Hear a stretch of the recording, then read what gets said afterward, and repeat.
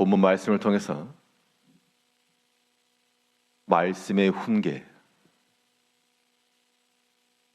훈계라는 제목으로 하나님의 말씀 증거하겠습니다. 이 사람이 자유로움을 추구하고 나에게 어떠한 말이나 행동이 있어서 거스름을 주는 것을 원하지 않습니다. 그런데 실상은 나에게 말을 해줄 수 있는 부모가 있는 것이 복이고, 나에게 가르쳐 줄 수 있는 스승이 있는 것이 복이고, 나에게 충고해 줄 수 있는 친구가 있는 것이 복인 겁니다. 우리가 그런 말을 듣고 싶어 하진 않을지라도 우리의 현재 행실을 지적을 하고 또 나아질 방향을 제시 줄 수 있는 그러한 교훈을 줄 수 있다는 것은 잘 받으면 복된 겁니다. 좋은 부모나 선생이나 친구가 복인 것처럼 우리를 가르치고 지도해 줄 수 있는 하나님 말씀이 있다라고 하는 것도 큰 복인 겁니다. 비록 그 말씀이 우리를 지적하고 훈계하며 죄를 드러낼지라도 때로는 듣고 싶지 않은 말씀도 있고 회피하고 싶은 말씀도 있으나 그 말씀을 잘 받고 그 말씀의 길을 따라가면 그것이 우리에게 큰 복이 되는 겁니다. 그러면 이러한 말씀의 훈계를 잘 받고 말씀의 지도 가운데 나아가려면 우리가 어떠한 마음들을 지니고 있을 것인가? 하나님 말씀의 교훈이 우리 가운데 잘 맺혀지려면 우리 어떤 옥토와 같은 마음을 지니고 있어야 되는가? 오늘 본 말씀을 통해 살펴보게 되면 먼저 우리가 말씀에 의해서 고칠 마음들을 가져야 됩니다.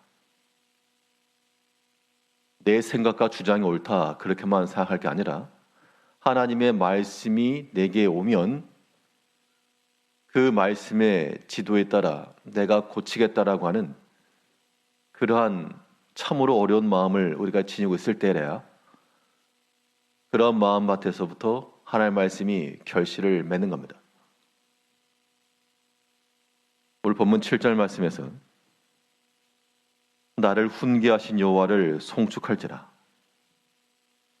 사람이 훈계를 받고 송축한다라고 하는 것이 자연스러운 것처럼 생각할지 모르나 다른 사람에게 있어서는 당연한데 자기 자신에게서는 굉장히 어려운 겁니다.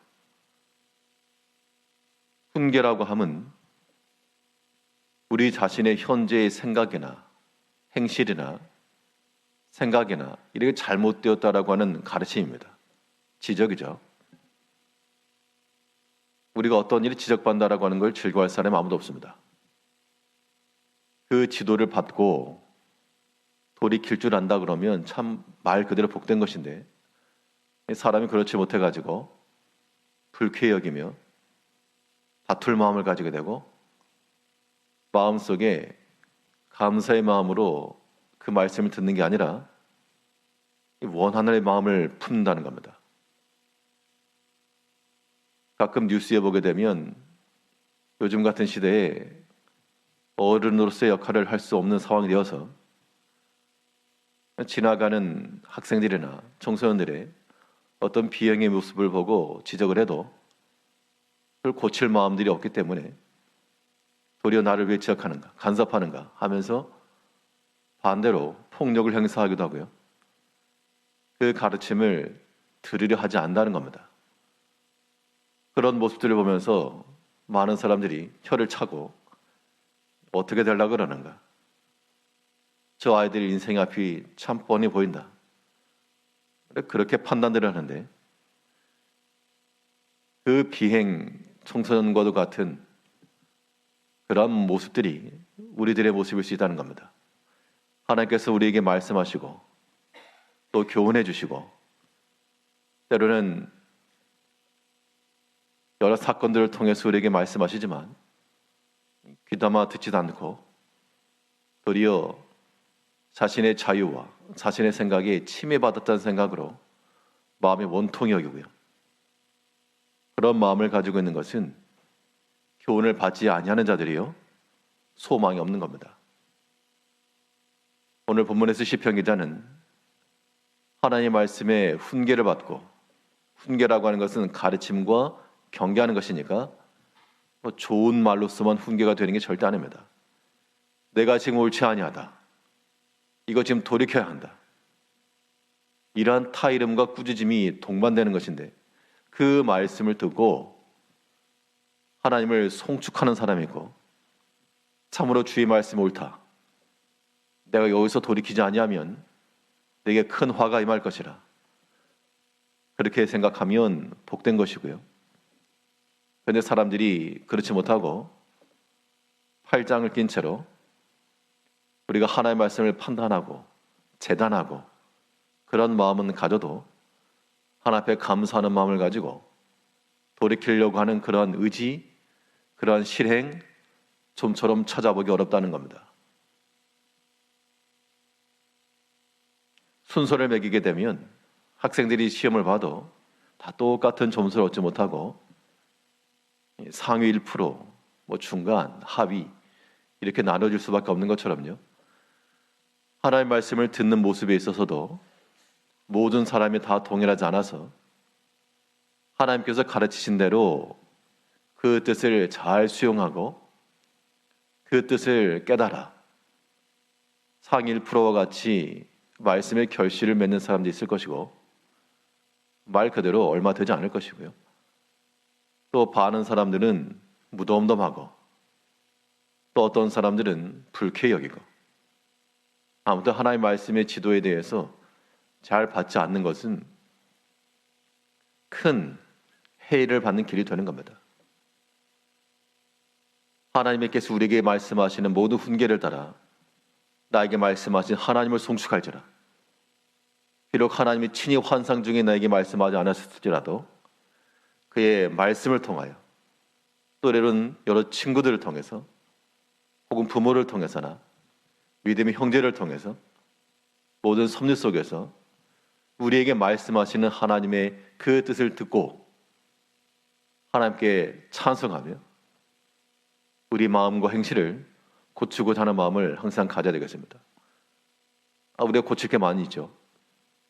생각도 그러하고 행실도 그러하고 하나님께서 날마다 우리 가운데 지적하시고 양심 안에서 양심 가운데 그 모든 주의 훈계의 질책을 따라 불쾌 여길 것이 아니라 하나님을 송축하는 마음으로 그 훈계의 말씀을 듣고 수용하여 고치고자 하는 마음을 가지고 하나님의 말씀의 가르침을 잘 받아야 되겠습니다. 하나님의 말씀의 역사가 어떠한 마음에서 목토와 같이 이루어지겠는가? 그 말씀을 들을 때 또한 감사의 마음을 가져야 됩니다.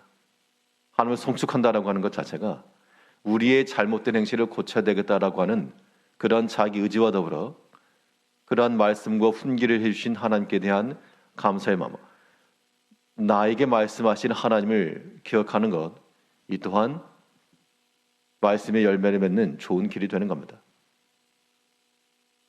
어른들의 가르침이라도 감사의 여김을 받고 그렇게 받는 자들은 소망이 있는 것이고 싹시 있는 것이고 그렇지 않고 거스르고 다투고자 하는 자들은 복을 받지 못하는 겁니다. 오늘 본문 7절 다시 보시면 나를 훈계하신 여호와를 송축할지라 밤마다 내 양심이 나를 교훈하도다. 여기서 밤마다라고 하는 것은 이 시기적으로 시간적으로 어느 때나 그런 얘기죠. 낮뿐만이 아니라 비록 밤중에서라도 나를 훈계하시고 보통 밤은 사람이 활동하는 시간이 아니기 때문에 그때에는 조용하고 침묵하고 그러나 그 밤중에라도 하나님께서 나를 훈계하신다. 이 말인즉슨 밤중이라도 깨어서 주의 말씀을 묵상했다는 말과 동일한 것인데, 즉 어느 때나 하나님의 말씀을 듣고 묵상하여 그 말씀을 받기를 힘쓰셔야 될 것이고, 시간적으로 밤을 의미하는 것만 아니고요, 내용적으로도 특별히 이 밤이라고 하는 것이 비록 밤중에라도 나를 훈계하신다. 밤이라고 하는 것이 낮의 대비가 되어서 그 밝고 환하고 좋은 것을 의미한다면, 밤이라고 하는 것은 어둡고 캄캄하고 앞이 보이지 아니하는 길이 없는 그런 상황일진데, 그런 밤에서라도 하나님께서 우리를 훈계하시고 또 나를 교훈해 주신다. 내용적으로 우리 마음 가운데 감사할 수 없고 감사가 되지 않고 참 답답하고 어찌해야 될지 알 수 없는 그러한 일을 만났을 때, 분명 밤과도 같은데, 그런데 그 밤중에라도 내게 훈계하시고 나를 지도하시며 내게 가르치시는 그 하나님의 말씀을 듣고 내가 하나님께 송축할지라. 그런 감사의 마음을 품은 자들 마음속에 하나님께서 심을 것을 주시고 또한 자라게 하시고 결식케 하시는 겁니다. 훈계를 잘 받는 것이 복인 겁니다. 우리가 다 육신의 부모가 되어서 자녀들을 볼 때 부모의 말을 잘 듣고 그 말을 새겨들은 그 자녀들의 모습을 기대하는 것처럼요, 하나님께서도 우리를 바라보시면서 하나님의 말씀을 잘 듣고 새겨듣고 그 말씀대로 행하라.